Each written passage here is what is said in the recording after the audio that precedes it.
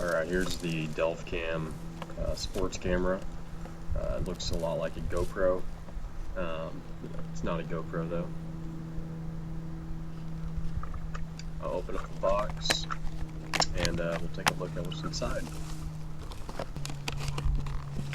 Alright, so inside we've got the camera and a ton of various accessories, different adapters to attach the camera to your helmet, your bicycle, various waterproof cases and backings.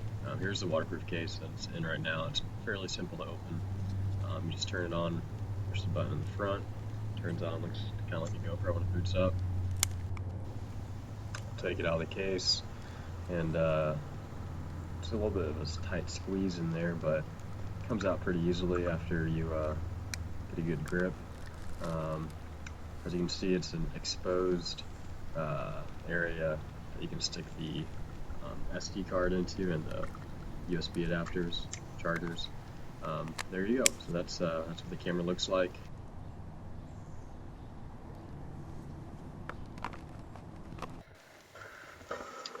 Back in early August, Delvcam actually let us borrow one of their cameras. So here's what it looks like inside of a building or a house. Here's the guys getting their gear ready for an expedition to the North Cascades.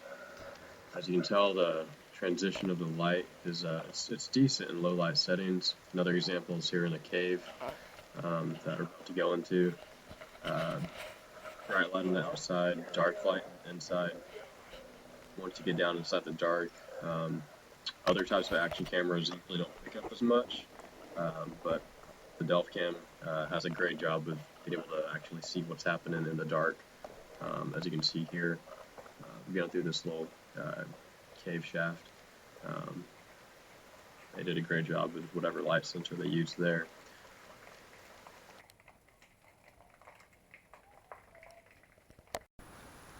Although the Delvcam works pretty good in low light settings when it's bright lights out or different colors in the sky, such as here where you've got dark storm clouds and then a little bit of sunshine, it kind of gets phased out a bit and just becomes all white.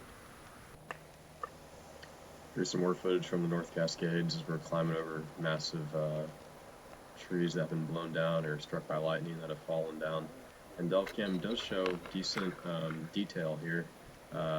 Other cameras that we used were a bit more blurry. This is probably right before sunset in a dark forest. It picked up the light pretty well, although the sunlight that's setting way above us is pretty washed out. As you can kind of see here, it's hard to see the details up in the trees or in the sky above us.